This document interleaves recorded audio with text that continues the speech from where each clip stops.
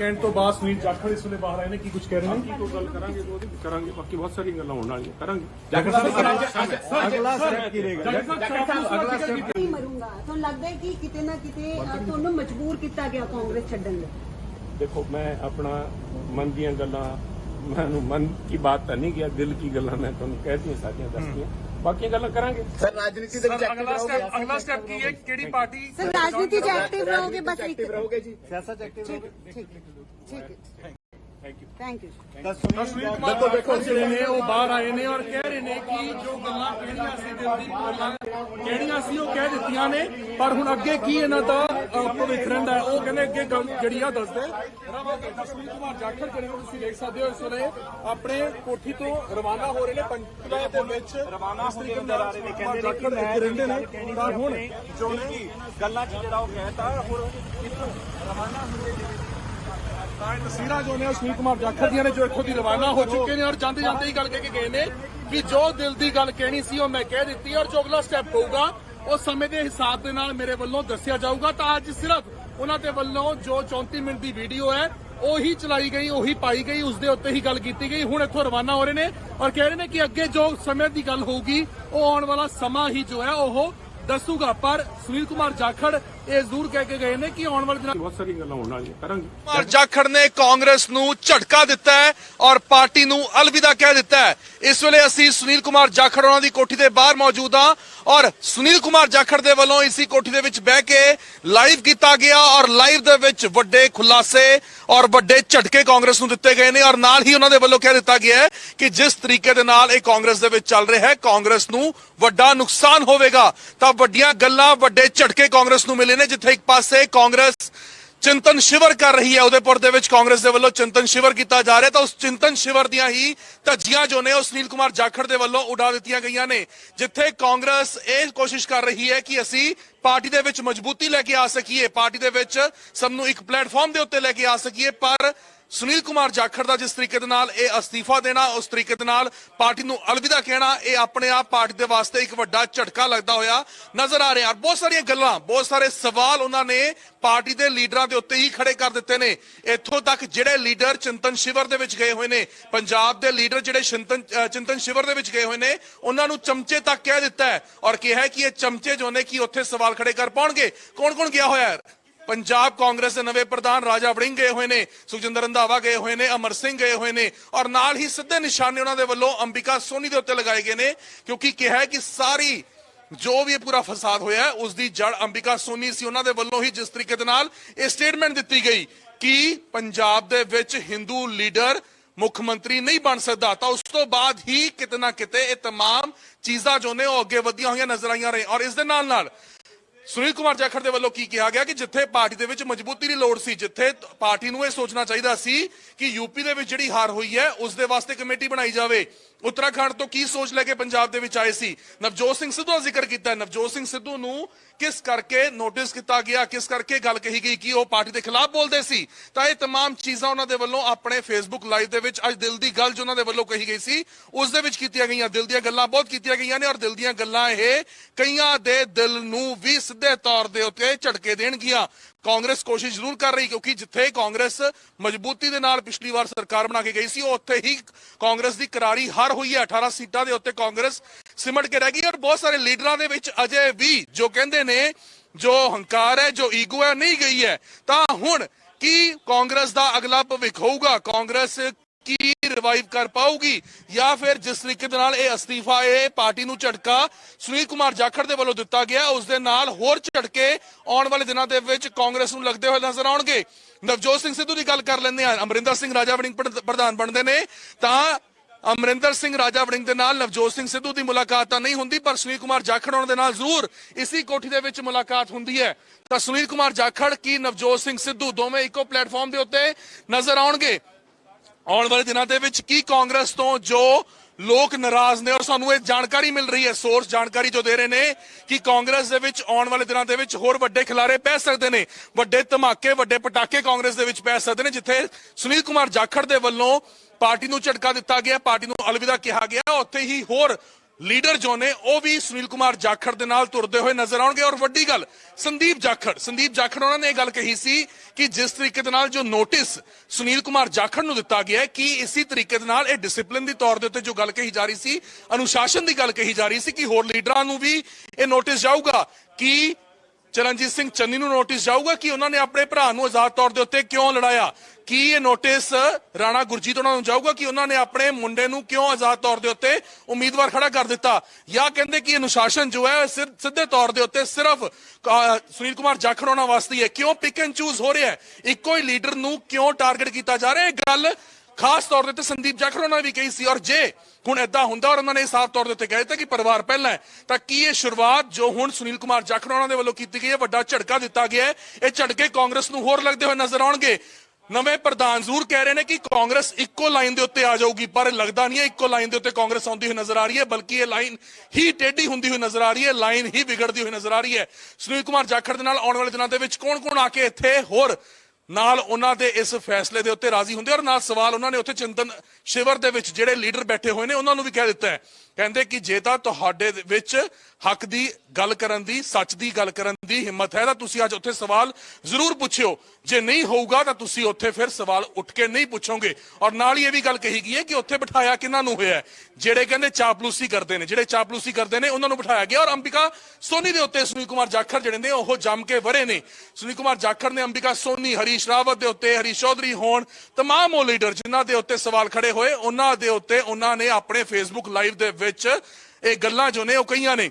ਇਸ ਵੇਲੇ ਅਸੀਂ ਸੁਨੀਲ ਕੁਮਾਰ ਜਾਖੜ ਉਹਨਾਂ ਦੇ ਘਰ ਦੇ ਵਿੱਚ ਹੀ ਮੌਜੂਦ ਹਾਂ ਔਰ ਕਿਹਾ ਜਾ ਰਿਹਾ ਕਿ 1 ਜਾਂ 2 ਦਿਨਾਂ ਦੇ ਵਿੱਚ ਜਾਖੜ ਹੋਣੀ ਜਿਹੜੇ ਨੇ ਉਹ ਮੀਡੀਆ ਦੇ ਨਾਲ ਵੀ ਗੱਲਬਾਤ ਕਰਨਗੇ। ਅੱਜ ਇਹ ਵੱਡੀ ਜਿਹੜੀ ਆ ਉਹਨਾਂ ਨੇ ਜੋ ਗੱਲ ਕਹੀ, ਅੱਜ ਵੱਡਾ ਜੋ ਉਹਨਾਂ ਦੇ ਵੱਲੋਂ ਇਹ ਬਿਆਨ ਦਿੱਤਾ ਗਿਆ, ਇਸ ਨੇ ਜ਼ਰੂਰ ਕਾਂਗਰਸ ਦੀ ਚਿੰਤਾ ਜੋ ਹੈ ਉਹ ਵਧਾ ਦਿੱਤੀ ਗਈ ਹੈ। ਤਾਂ ਕੀ ਕੁ ਗੱਲਾਂ ਹੋਈਆਂ ਜੋ ਅੱਜ 34 ਮਿੰਟ ਦਾ ਇਹ ਲਾਈਵ ਹੋਇਆ ਜਿਸ ਦੇ ਵਿੱਚ ਉਹਨਾਂ ਨੇ ਆਪਣੇ ਦਿਲ ਦੀ ਗੱਲ ਕਹੀ ਹੈ, ਕੀ ਕੁਝ ਗੱਲਾਂ ਜਿਹੜੀਆਂ ਨੇ ਉਹ ਸੁਨੀਲ ਕੁਮਾਰ ਜਾਖੜ ਦੇ ਵੱਲੋਂ ਕਹੀਆਂ ਗਈਆਂ।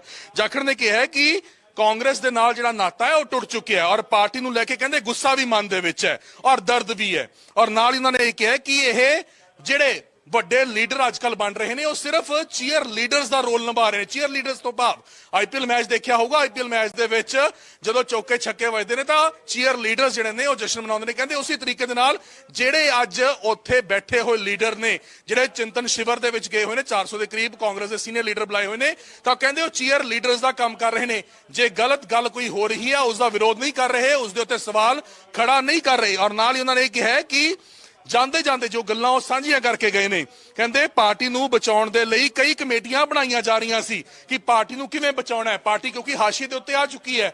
ਜਿਸ ਤਰੀਕੇ ਦੇ ਨਾਲ ਇਹ 5 ਸੂਬਿਆਂ ਦੀਆਂ ਚੋਣਾਂ ਹੋਈਆਂ ਉਸ ਦੇ ਵਿੱਚੋਂ ਕਰਾਰੀ ਹਾਰ ਕਾਂਗਰਸ ਨੂੰ ਹੋਈ ਹੈ।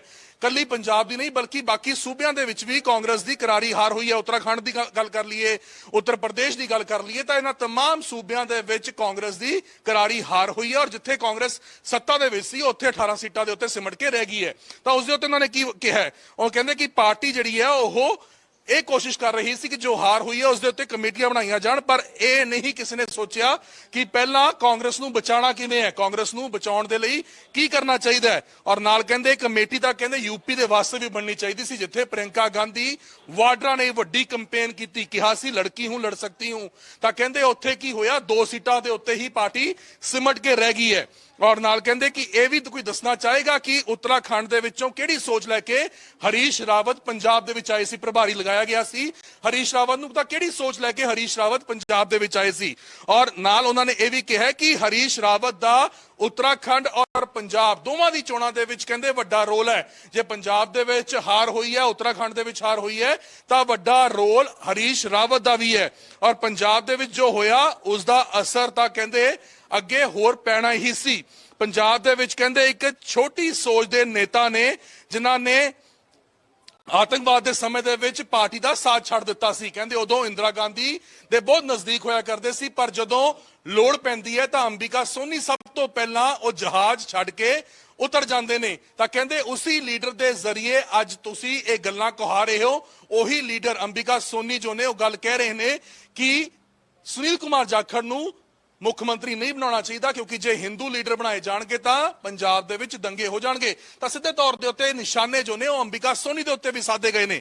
ਇਸ ਦੇ ਨਾਲ ਨਾਲ ਉਹਨਾਂ ਨੇ ਇਹ ਗੱਲ ਕਿਹਾ ਕਿ ਪੰਜਾਬੀ ਜਿਹੜੇ ਨੇ ਉਹ ਪੰਜਾਬੀ ਨੂੰ ਹੀ ਵੋਟ ਪਾਉਂਦੇ ਨੇ। ਪੰਜਾਬ ਦੇ ਵਿੱਚ ਕੋਈ ਜਾਤ ਪਾਤ ਦੇ ਆਧਾਰ ਦੇ ਉੱਤੇ ਇਸ ਤਰੀਕੇ ਦਾ ਕੋਈ ਵਿਤਕਰਾ ਨਹੀਂ ਹੈ। ਜਿਸ ਤਰੀਕੇ ਨਾਲ ਵਿਤਕਰਾ ਪਾਉਣ ਦੀ ਕੋਸ਼ਿਸ਼ ਕੀਤੀ ਗਈ, ਜੋ ਮੈਸੇਜ ਦੇਣ ਦੀ ਕੋਸ਼ਿਸ਼ ਕੀਤੀ ਗਈ, ਔਰ ਨਾਲ ਹੀ ਉਹੀ ਕਿਹਾ ਕਿ ਪੰਜਾਬ ਦੇ ਵਾਸਤੇ ਅੰਬਿਕਾ ਸੋਨੀ ਕਲੰਕ ਨੇ। ਇਹ ਗੱਲ ਸੁਨੀਲ ਕੁਮਾਰ ਜਾਖੜ ਦੇ ਵੱਲੋਂ ਆਪਣੇ ਲਾਈਵ ਦੇ ਵਿੱਚ ਕਹੀ ਗਈ ਕਿ ਪੰਜਾਬ ਦੇ ਵਿੱਚ ਅੰਬਿਕਾ ਸੋਨੀ ਕਲੰਕ ਨੇ, ਔਰ ਇਹ ਵੱਡੀ ਗੱਲ ਉਹਨਾਂ ਦੇ ਵੱਲੋਂ ਕਹੀ ਗਈ ਕਿਉਂਕਿ ਜਦੋਂ ਕੰਪੇਨ ਕਮੇਟੀ ਦੀ ਮੀਟਿੰਗਾਂ ਹੋ ਰਹੀਆਂ ਸੀ, ਜਦੋਂ ਸਕਰੀਨਿੰਗ ਕਮੇਟੀ ਦੀ ਮੀਟਿੰਗਾਂ ਹੋ ਰਹੀਆਂ ਸੀ, ਤਾਂ ਉਦੋਂ ਵੀ ਆਪਸ ਦੇ ਵਿੱਚ ਦੋਵਾਂ ਦੇ ਵਿੱਚ ਤਕਰਾਰ ਹੋਇਆ ਸੀ। ਸਕਰੀਨਿੰਗ ਕਮੇਟੀ ਦੇ ਵਿੱਚ ਹੀ ਆਪਸ ਦੇ ਵਿੱਚ ਉਲਝੇ ਸੀ।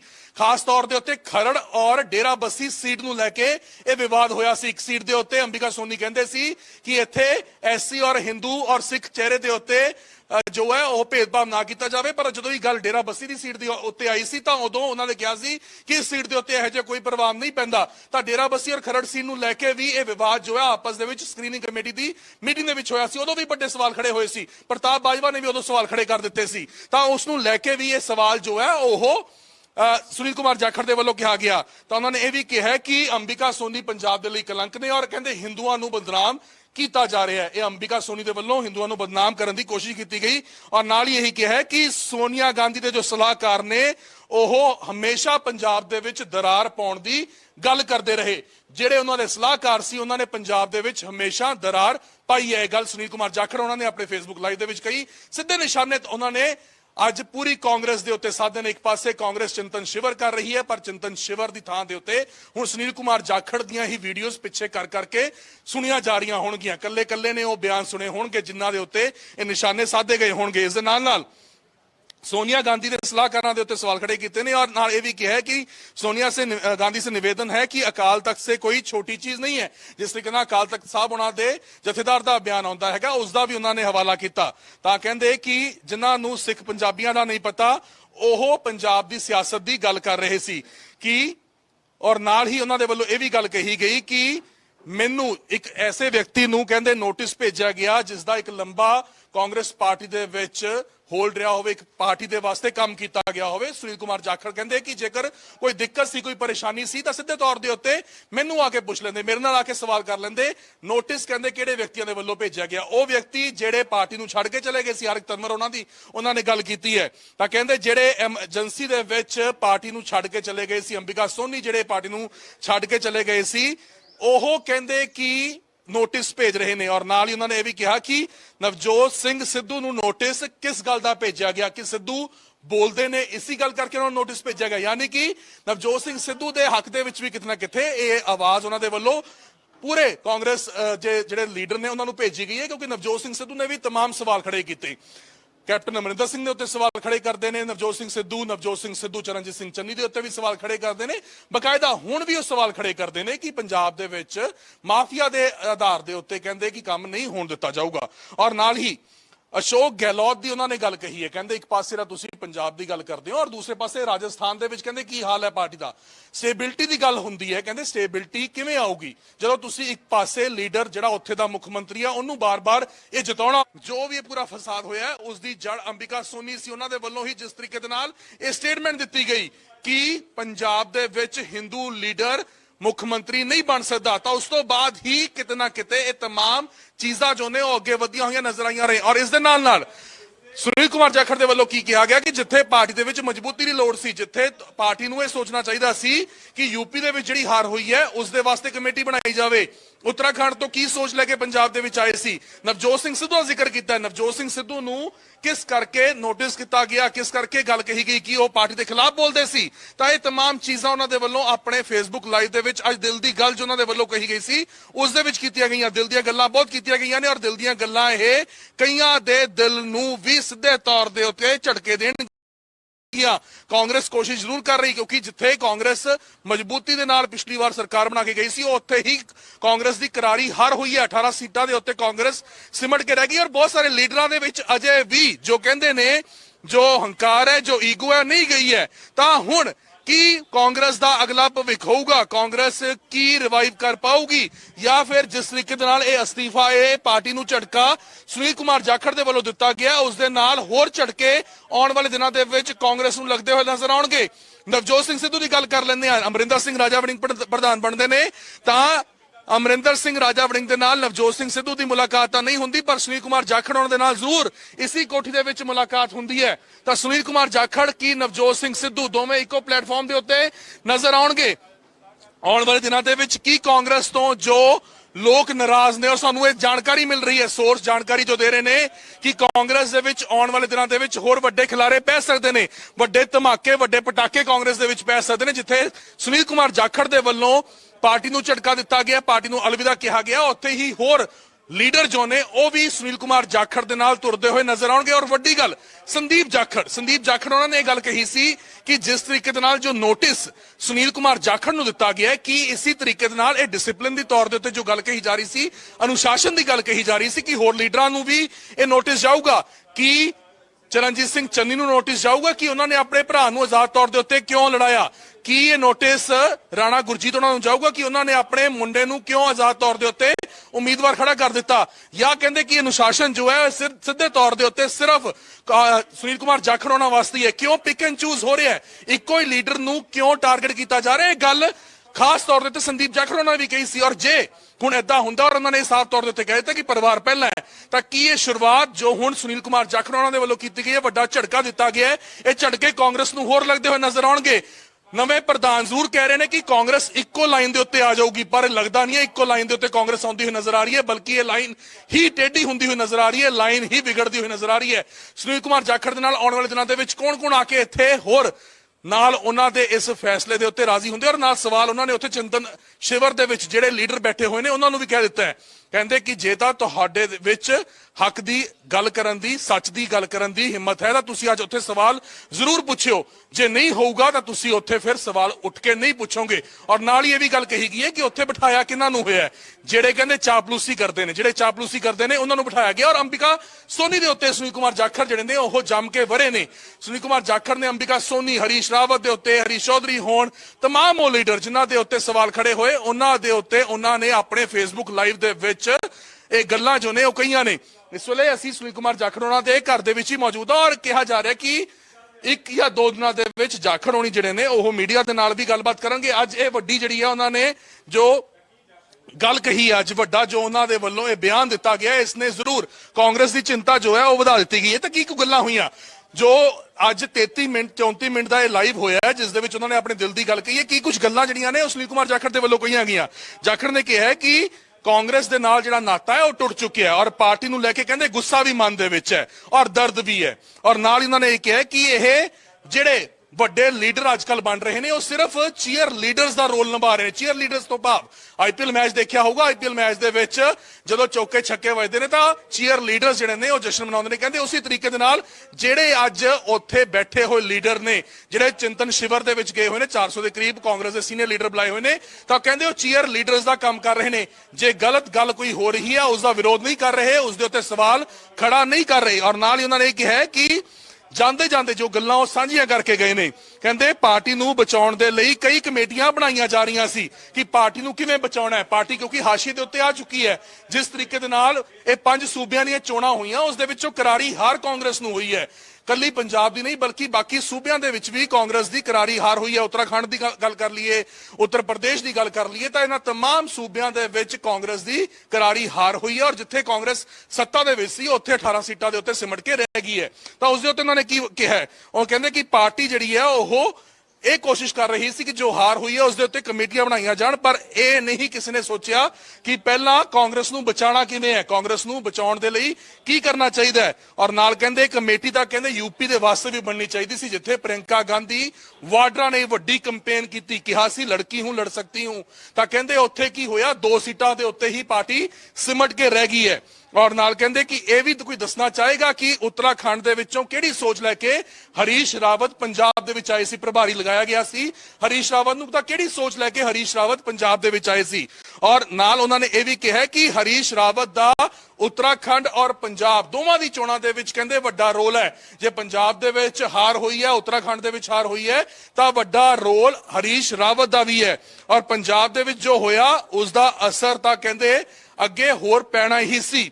ਪੰਜਾਬ ਦੇ ਵਿੱਚ ਕਹਿੰਦੇ ਇੱਕ ਛੋਟੀ ਸੋਚ ਦੇ ਨੇਤਾ ਨੇ ਜਿਨ੍ਹਾਂ ਨੇ ਆਤੰਕਵਾਦ ਦੇ ਸਮੇਂ ਦੇ ਵਿੱਚ ਪਾਰਟੀ ਦਾ ਸਾਥ ਛੱਡ ਦਿੱਤਾ ਸੀ। ਕਹਿੰਦੇ ਉਦੋਂ ਇੰਦਰਾ ਗਾਂਧੀ ਦੇ ਬਹੁਤ ਨਜ਼ਦੀਕ ਹੋਇਆ ਕਰਦੇ ਸੀ, ਪਰ ਜਦੋਂ ਲੋੜ ਪੈਂਦੀ ਹੈ ਤਾਂ ਅੰਬਿਕਾ ਸੋਨੀ ਸਭ ਤੋਂ ਪਹਿਲਾਂ ਉਹ ਜਹਾਜ਼ ਛੱਡ ਕੇ ਉਤਰ ਜਾਂਦੇ ਨੇ। ਤਾਂ ਕਹਿੰਦੇ ਉਸੇ ਲੀਡਰ ਦੇ ਜ਼ਰੀਏ ਅੱਜ ਤੁਸੀਂ ਇਹ ਗੱਲਾਂ ਕਹਾ ਰਹੇ ਹੋ। ਉਹੀ ਲੀਡਰ ਅੰਬਿਕਾ ਸੋਨੀ ਜੋ ਨੇ ਉਹ ਗੱਲ ਕਹਿ ਰਹੇ ਨੇ ਕਿ ਸੁਨੀਲ ਕੁਮਾਰ ਜਾਖੜ ਨੂੰ ਮੁੱਖ ਮੰਤਰੀ ਨਹੀਂ ਬਣਾਉਣਾ ਚਾਹੀਦਾ, ਕਿਉਂਕਿ ਜੇ ਹਿੰਦੂ ਲੀਡਰ ਬਣਾਏ ਜਾਣਗੇ ਤਾਂ ਪੰਜਾਬ ਦੇ ਵਿੱਚ ਦੰਗੇ ਹੋ ਜਾਣਗੇ। ਤਾਂ ਸਿੱਧੇ ਤੌਰ ਦੇ ਉੱਤੇ ਨਿਸ਼ਾਨੇ ਜੋ ਨੇ ਉਹ ਅੰਬਿਕਾ ਸੋਨੀ ਦੇ ਉੱਤੇ ਵੀ ਸਾਧੇ ਗਏ ਨੇ।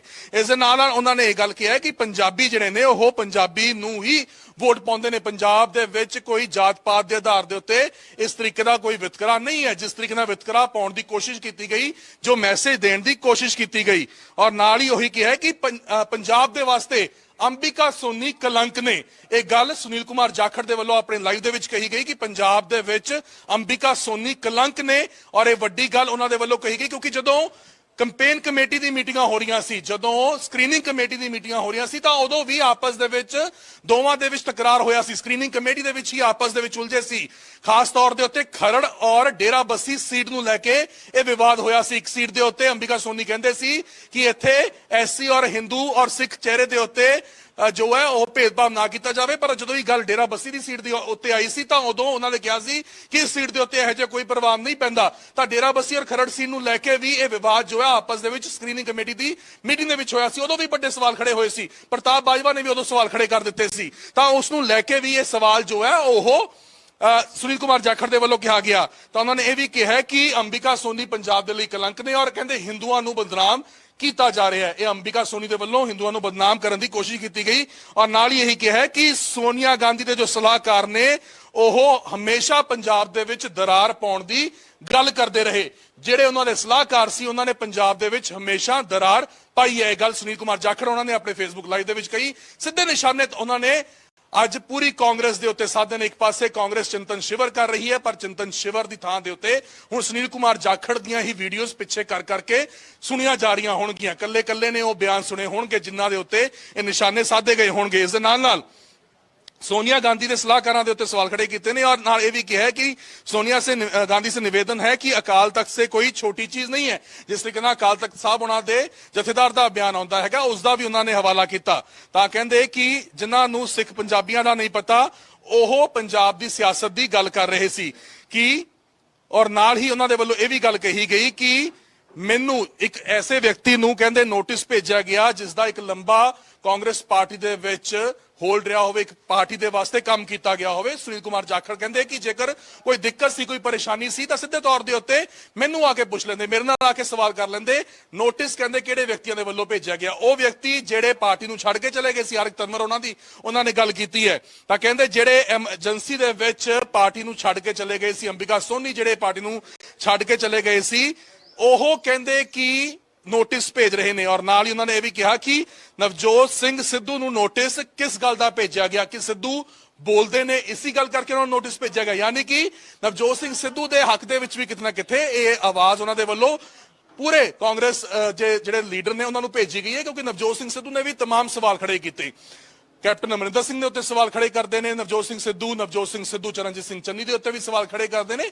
बकायदा हुण भी सवाल खड़े करते हैं कि पंजाब दे विच माफिया के आधार के उत्ते कहते कि काम नहीं होण दिता जाऊगा। और नाल ही अशोक गहलोत की उन्होंने गल कही है, कहते एक पासे दा तुसीं पंजाब की गल करते हो और दूसरे पासे राजस्थान दे विच कहते की हाल है पार्टी का, स्टेबिलिटी की गल हुंदी है। कहते स्टेबिलिटी किवें आऊगी जदों तुसीं एक पासे लीडर जिहड़ा उत्थे दा मुख मंत्री है उन्होंने बार बार ये जिताउणा। जो भी पूरा फसाद होया है उसकी जड़ अंबिका सोनी सी, उन्होंने वल्लों ही जिस तरीके दे नाल ये स्टेटमेंट दित्ती